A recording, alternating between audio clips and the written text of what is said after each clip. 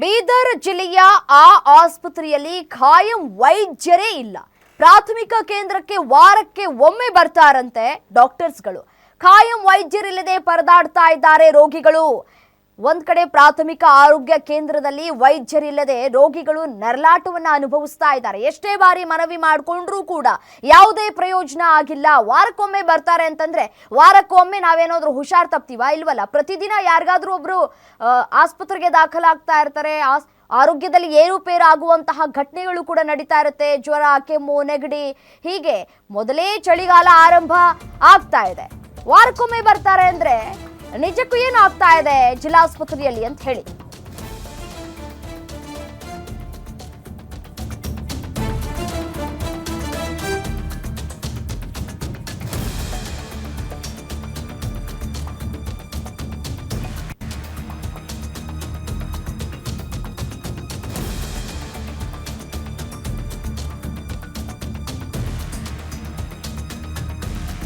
ಬೀದರ್ ಜಿಲ್ಲೆಯ ಆ ಒಂದು ಆಸ್ಪತ್ರೆಯಲ್ಲಿ ಖಾಯಂ ವೈದ್ಯರೇ ಇಲ್ಲ.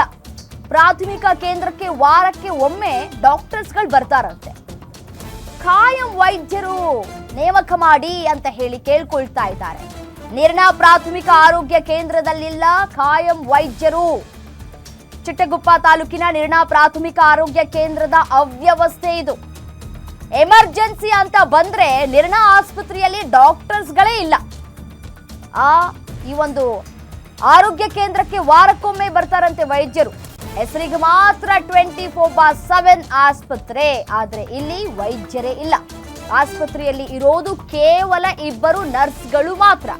ಜ್ವರ ಅಂತ ಬಂದ್ರು ಇಲ್ಲಿ ಮಾತ್ರೆನೂ ಕೊಡಲ್ವಂತೆ. ಮಾತ್ರೆಗಳು ಸ್ಟಾಕ್ ಇಲ್ಲ ಅಂತ ಹೇಳಿ ವಾಪಸ್ಸನ್ನ ಕಳುಹಿಸ್ತಾರಂತೆ ನರ್ಸ್ಗಳು. ಆಸ್ಪತ್ರೆಯ ಹೈಟೆಕ್ ಬಿಲ್ಡಿಂಗ್ ಇದ್ರೂ ಕೂಡ ಡಾಕ್ಟರ್ಸ್ಗಳು ಮಾತ್ರ ಇಲ್ಲ. 2 ವರ್ಷಗಳಿಂದ ಈ ಆಸ್ಪತ್ರೆಯಲ್ಲಿ ಖಾಯಂ ವೈದ್ಯರಿಲ್ಲ. ಇದೇ ಆಸ್ಪತ್ರೆಯನ್ನ ಅವಲಂಬಿಸಿರುವಂತಹ ಸುತ್ತಮುತ್ತಲಿನ 6 ಗ್ರಾಮಗಳ ಜನ, ಮುತ್ತಂಗಿ, ಮದ್ದರ್ಗಿ, ಬನಹಳ್ಳಿ, ಮುಸ್ತರಿ ಸೇರಿ 6 ಗ್ರಾಮಗಳ ಜನರು ಪರದಾಟವನ್ನು ನಡೆಸ್ತಾ ಇದ್ದಾರೆ. ಇಲ್ಲಿ ವೈದ್ಯರಿಲ್ಲದೆ ದೂರದ ಊರಿಗೆ ಹೋಗುವಂತಹ ಅನಿವಾರ್ಯತೆ ಸೃಷ್ಟಿಯಾಗಿದೆ. ಚಿಕಿತ್ಸೆಗಾಗಿ ದೂರದ ಊರಿದೆಯಲ್ಲ, ಮನ್ನಾ ಏಕೇಳಿಗೆ ಹೋಗುವಂತಹ ಸ್ಥಿತಿ ನಿರ್ಮಾಣ ಆಗ್ಬಿಟ್ಟಿದೆ. ಖಾಯಂ ವೈದ್ಯರ ನೇಮಕಕ್ಕೆ ಸ್ಥಳೀಯರು ಒತ್ತಾಯವನ್ನ ಮಾಡ್ತಾ ಇದ್ದಾರೆ. ನೆನೆ ಮೊನ್ನೆಯಿಂದ ಇರೋ ಸಮಸ್ಯೆ ಆಗ್ತಾ ಇದೆ. ಹೋಗ್ಲಿ ಬಿಡು, ಇವತ್ತು ಬರ್ತಾರೆ ನಾಳೆ ಬರ್ತಾರೆ ಅಂತ ಅನ್ನೋದಲ್ಲ. ಕಳೆದ 2 ವರ್ಷಗಳಿಂದಲೂ ಕೂಡ ಖಾಯಂ ವೈದ್ಯರೇ ಇಲ್ಲ. ವಾರಕ್ಕೊಮ್ಮೆ ವೈದ್ಯರು ಬರ್ತಾರೆ. ವಾರಕ್ಕೊಮ್ಮೆ ಹೋಗಿ ನಾವು ನಮ್ಗೆ ಈ ರೀತಿಯಾಗಿ ಸಮಸ್ಯೆ ಆಗಿದೆ ಅಂತ ಹೇಳಿ ಡಾಕ್ಟರ್ಸ್ ಬಳಿ ನಮ್ಮ ಸಮಸ್ಯೆಯನ್ನ ಹೇಳ್ಕೊಳ್ಬೇಕಂತೆ, ಚಿಕಿತ್ಸೆಯನ್ನ ಪಡ್ಕೊಳ್ಬೇಕಂತೆ. ಆರೋಗ್ಯ ಕೇಂದ್ರಕ್ಕೆ ವಾರಕ್ಕೊಮ್ಮೆ ವೈದ್ಯರು ಬರ್ತಾರೆ. ನೋಡಿ ಆಸ್ಪತ್ರೆ ಯಾವ ರೀತಿಯಾಗಿ ಇದೆ, ಸುಸಜ್ಜಿತವಾಗಿದೆ ಆಸ್ಪತ್ರೆ. ಆ ಕಟ್ಟಡವನ್ನ ನೋಡ್ತಾ ಇದ್ರೆ ಇಲ್ಲಿ ಯಾವಾಗಲೂ ಕೂಡ ಒಳ್ಳೆ ಚಿಕಿತ್ಸೆ ಸಿಗುತ್ತೆ ಅನ್ನಬೇಕು, ಅಷ್ಟರ ಮಟ್ಟಿಗೆ ಕಟ್ಟಡ ಇದೆ. ಬಟ್ ಆದರೆ ನೋಡಿ ಆಫೀಸ್ನ ಒಳಗೆ ಅಂದರೆ ಈ ಒಂದು ಆಸ್ಪತ್ರೆಯ ಒಳಗಡೆ ಯಾವ ರೀತಿಯಾಗಿ ಇದೆ ಅನ್ನೋದನ್ನ ಗಮನಿಸ್ತಾ ಇದ್ರಿ. ಎಲ್ಲವೂ ಕೂಡ ಇದೆ, ಎಲ್ಲ ಸೌಕರ್ಯವೂ ಕೂಡ ಇದೆ, ಆದರೆ ವೈದ್ಯರೇ ಇಲ್ವಲ್ಲ. ಇರೋದು 2 ನರ್ಸ್ಗಳು. ಆ ನರ್ಸ್ಗಳು ಸರಿಯಾಗಿ ಟ್ರೀಟ್ಮೆಂಟ್ ಕೊಡೋದಿಲ್ಲ.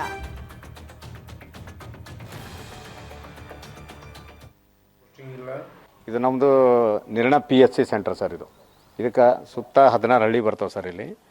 ಇಲ್ಲಿ ಪರ್ಮನೆಂಟ್ ಪೋಸ್ಟಿಂಗ್ ಡಾಕ್ಟರೇ ಇಲ್ಲ ಸರ್. ಇಲ್ಲಿ ಒಟ್ಟೆ ಬಾಬುರಾವ್ ಮರ್ಕಲೆ ಅಂತ ಇದ್ರು ಸರ್.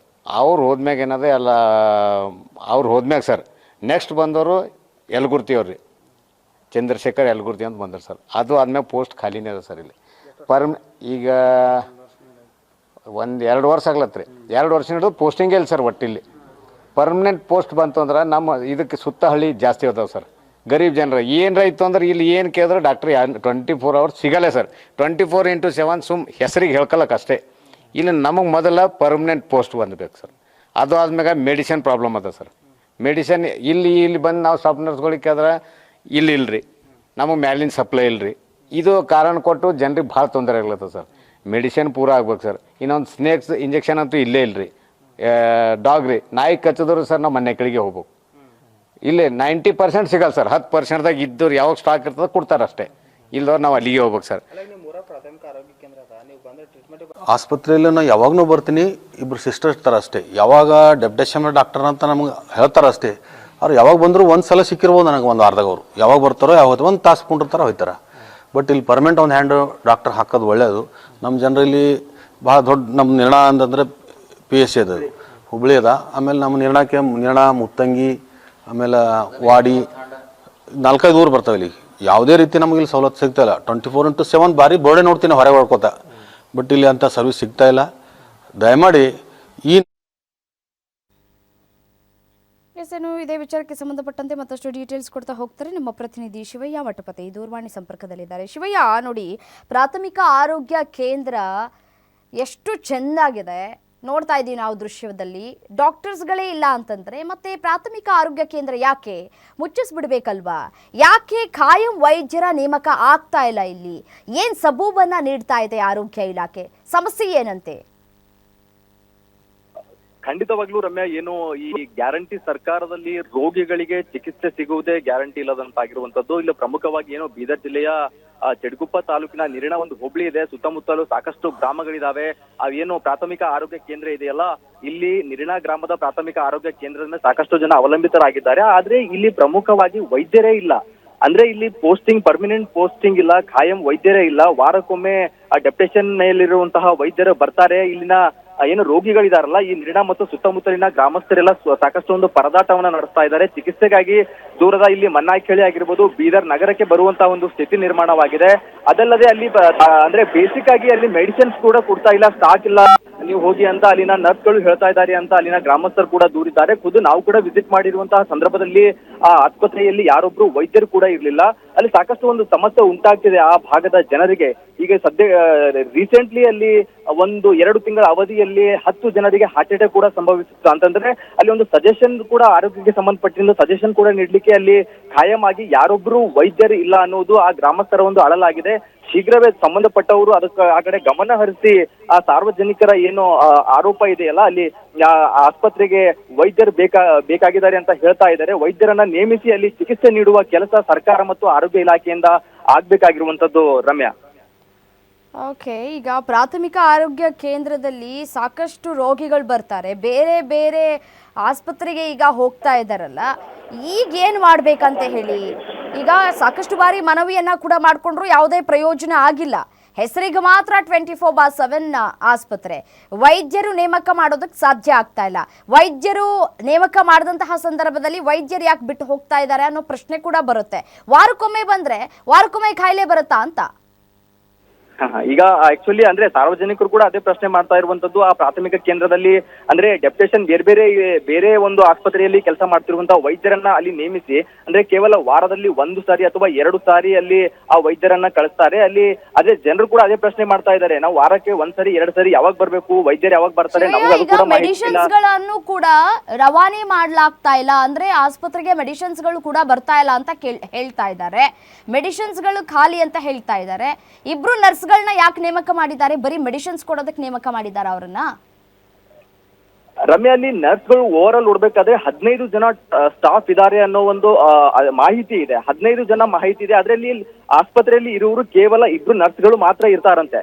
ಅಲ್ಲಿ ಕೂಡ ಯಾವ್ದಾದ್ರು ಅಂದ್ರೆ ವೈದ್ಯರಿಲ್ಲ, ಸಪೋಸ್ ಯಾವ್ದಾದ್ರು ಒಂದು ಟ್ಯಾಬ್ಲೆಟ್ ಕೊಡಿ ಅಂತಂದ್ರೆ ಟ್ಯಾಬ್ಲೆಟ್ ಕೂಡ ಸ್ಟಾಕ್ ಇಲ್ಲ, ನಮ್ಮ ಹತ್ರ ಟ್ಯಾಬ್ಲೆಟ್ ಸಪ್ಲೈ ಆಗ್ತಿಲ್ಲ ಅನ್ನೋ ಮಾತುಗಳು ನರ್ಸ್ಗಳು ಹೇಳ್ತಾ ಇದ್ದಾರೆ ಅನ್ನೋ ಮಾತು ಕೂಡ ಅಲ್ಲಿನ ಸಾರ್ವಜನಿಕರು ಹೇಳ್ತಾ ಇರುವಂತದ್ದು. ಅಂದ್ರೆ ಓವರಲ್ಲಿ ಅಲ್ಲಿ ಟ್ರೀಟ್ಮೆಂಟ್ ಚಿಕಿತ್ಸೆಯೂ ಆಗ್ತಿಲ್ಲ, ಮತ್ತೆ ತಾತ್ಕಾಲಿಕವಾಗಿ ಆ ಮೆಡಿಸಿನ್ ಮುಖಾಂತರ ಗುಳಿಗೆಗಳನ್ನ ತಗೊಂಡು ಆ ಒಂದು ರೋಗವನ್ನ ನಿವಾರಣೆ ಮಾಡ್ಲಿಕ್ಕೆ ಅದು ಕೂಡ ವ್ಯವಸ್ಥೆ ಆಗ್ತಿಲ್ಲ ಅನ್ನೋದು ಗಂಭೀರ ಆರೋಪ ಆಗಿರುವಂತದ್ದು. ಜಿಲ್ಲಾ ಉಸ್ತುವಾರಿ ಸಚಿವ ಈಶ್ವರ್ ಖಂಡ್ರೆ ಮತ್ತು ಸ್ಥಳೀಯ ಶಾಸಕ ಶೈಲೇಂದ್ರ ಬೆಲ್ದಾಳೆ ಅವರು ಈ ಕಡೆ ಗಮನ ಹರಿಸಿ ಸಾರ್ವಜನಿಕರಿಗೆ ಒಂದು ಅನುಕೂಲ ಮಾಡುವಂತಹ ಒಂದು ಕೆಲಸ ಮಾಡಬೇಕಾಗಿರುವಂತದ್ದು ರಮ್ಯಾ. ಓಕೆ, ಥ್ಯಾಂಕ್ ಯು ತಮ್ಮೆಲ್ಲ ಮಾಹಿತಿಗಾಗಿ ಶಿವಯ್ಯ. ಇನ್ನು ಇದೇ ವಿಚಾರಕ್ಕೆ ಸಂಬಂಧಪಟ್ಟಂತೆ ನಮ್ಮ ಜೊತೆ ಮಾತನಾಡಲಿಕ್ಕೆ ಶಿವಕುಮಾರ್ ಗ್ರಾಮಸ್ಥರು ದೂರವಾಣಿ ಸಂಪರ್ಕದಲ್ಲಿದ್ದಾರೆ. ಸರ್ ನಮಸ್ತೆ. ನಮಸ್ಕಾರ ಮೇಡಮ್. ಪ್ರಾಥಮಿಕ ಆರೋಗ್ಯ ಕೇಂದ್ರದಲ್ಲಿ ವೈದ್ಯರೇ ಇಲ್ಲ ಅನ್ನುವಂತಹ ಗಂಭೀರ ಆರೋಪವನ್ನ ಗ್ರಾಮಸ್ಥರು ಮಾಡ್ತಾ ಇದ್ದಾರೆ. ಕಳೆದ ಎಷ್ಟು ವರ್ಷಗಳಿಂದ ವೈದ್ಯರಿಲ್ಲ ಅಂತ ಹೇಳಿ? ಈಗ ಸುಮಾರು 2 ವರ್ಷದಿಂದ ಡಾಕ್ಟರ್ ಇಲ್ಲ ಮೇಡಮ್. ಇಲ್ಲಿ ಡೆಪ್ಯುಟೇಷನ್ ಇದ್ದಾರೆ, ಬೇರೆ ಇದ್ದಾರೆ. ಡೆಪ್ಯುಟೇಷನ್ 1-2 ಗಂಟೆ ಕೂಡ್ತಾರೆ ಹೋಗ್ತಾರೆ, ಆಮೇಲೆ ಯಾರು ಇಲ್ಲ. 24 ಬರೀ ಬೋರ್ಡ್ ಇದೆ. ಆಮೇಲೆ ಅಲ್ಲಿ ಹೋದ್ರೆ ಅಟ್ಲೀಸ್ಟ್ ಒಂದು ನೆಬುಲೈಸರ್ ಸಮೇತ ಅಲ್ಲ ಹಾಸ್ಪಿಟಲ್ದಲ್ಲಿ. ಶ್ವಾಸ ತೊಂದರೆ ಆಗಲತ್ರ ಹಾಸ್ಪಿಟಲ್ಗೆ ಹೋದ್ರೆ ಅವ್ರ ನೆಬುಲೈಸರ್ ನಮ್ಮಲ್ಲಿ ಇಲ್ಲ ಅಂತ ಹೇಳ್ತಾರೆ. ಸಿಸ್ಟರ್ ಕೇಳಿದ್ರೆ ಏನಂತಾರೆ, ಡಾಕ್ಟರ್ ಬರೆಸ್ತಾನೆ, ನಾವು ಏನ್ ಮಾಡ್ಲಾಕ್ ಬರಲ್ಲ ಅಂತಾರೆ. ಮತ್ತೆ ಇನ್ನು ಹಾಸ್ಪಿಟಲ್ ತಗೊಂಡು ಏನ್ ಮಾಡ್ಬೇಕಲ್ಲಿ? ಈ ರೀತಿ ನೋಡಿ, ಪ್ರಾಬ್ಲಮ್ ಅಲ್ಲಿ ಇದೆ. 12ರಿಂದ 13 ಜನ ಸಿಬ್ಬಂದಿಗಳಿದ್ದಾರೆ ಅನ್ನೋ ಮಾಹಿತಿ ಸಿಗ್ತಾ ಇದೆ. ಬಟ್ ಆದ್ರೆ ನೀವು ಹೇಳೋ ಪ್ರಕಾರ ಬರೀ ಇಬ್ಬರೇ ಸ್ಟಾಫ್ ನರ್ಸ್ಗಳು ಇರ್ತಾರೆ ಅಂತ ಹೇಳ್ತಾ ಇದ್ದೀರಿ. ಅದೇ ಒಂದು ಡೇದಲ್ಲಿ ಇವತ್ತೆ ಡಾಕ್ಟರ್ ಬರ್ತಾರೆ, ಡೆಪ್ಯುಟೇಷನ್ 1 ತಾಸು ಕೂಡುತ್ತಾರೆ, ಹೋಗ್ಬಿಡ್ತಾರೆ, ಮುಗೀತು. ಆ, ಈ ಬಗ್ಗೆ ನೀವು ಮೇಲಾಧಿಕಾರಿಗಳ ಗಮನಕ್ಕೆ ತಂದಿದ್ದೀರಾ? ಆರೋಗ್ಯ ಇಲಾಖೆಯ ಅಧಿಕಾರಿಗಳ ಗಮನಕ್ಕೆ ತಂದಿದ್ದೀರಾ? ಏನ್ ಹೇಳಿದ್ರು ಅವ್ರು ಈ ಸಂದರ್ಭದಲ್ಲಿ? ಮೊನ್ನೆ ಬಂದಿರು ಈಶ್ವರ್ ಸರ್, ಮಿಸ್ಟರ್ ಸಾಹೇಬ್ರು ಬಂದಿದ್ರು, ಅವತ್ತ DHO ಕರ್ಸಿದ್ರು. ಹಾ ಅವ್ರಿಗೆ ನಾವು ಹೇಳಿದೆವು, ಈ ರೀತಿ ನಮ್ಗೆ ತೊಂದರೆ ಆಗ್ತಾ ಇದೆ, ಬೇರೆ ಒಂದು ಡಾಕ್ಟರ್ ಅಡ್ಜಸ್ಟ್ಮೆಂಟ್ ಮಾಡ್ತೀನಿ ಹೇಳ್ತೀನಿ ಅಂತ ನಮ್ಮ ಎದುರು DHO ಹೇಳಿದಾರ. ಬಟ್ ಇನ್ನೂ ಬಂದಿಲ್ಲ. DHOಗೆ ಯಾವಾಗ ಹೇಳಿದ್ರು ಮಿನಿಸ್ಟ್ರು? ಈಗ 4 ದಿವಸ ಐತ್ರಿ ಮೇಡಮ್. 4 ದಿನ ಆಯ್ತು. ಎಷ್ಟು ದಿನದ ಒಳಗಾಗಿ ನೇಮಕ ಮಾಡ್ತೀವಿ ಅಂತ ಹೇಳಿದ್ರು? ಅದನ್ನ ನಮ್ಗೆ ಹೇಳಿಲ್ಲ. DHO ಇಮಿಡಿಯೇಟ್ ಆಗಿ ಒಂದು ಡಾಕ್ಟರ್ ಪೋಸ್ಟಿಂಗ್ ಕೊಡ್ರಪ್ಪ, ಯಾರ್ದಾಗ್ರ ಎಲ್ಲ ಅಡ್ಜಸ್ಟ್ ಮಾಡ್ಯಾಕ್ರಿ. ಆಮೇಲೆ ಇನ್ನೊಂದು ಮಾತು, ಆಂಬುಲೆನ್ಸ್ ಇದೆ ಮೇಡಮ್. ಆಂಬುಲೆನ್ಸ್ ಏನಾಗಿದೆ, ಬರೇ ತಾಯಿ ಮಗು ಡೆಲಿವರಿಗೆ ಅಷ್ಟೇ ಕೊಡ್ತೀವಿ, ಬೇರೆ ಯಾವ್ದು ಸೌಲಭ್ಯಕ್ಕೆ ನಾವು ಕೊಡಲ್ಲ ಅಂತ ಅವ್ರು ಹೇಳ್ತಾ ಇದ್ರು.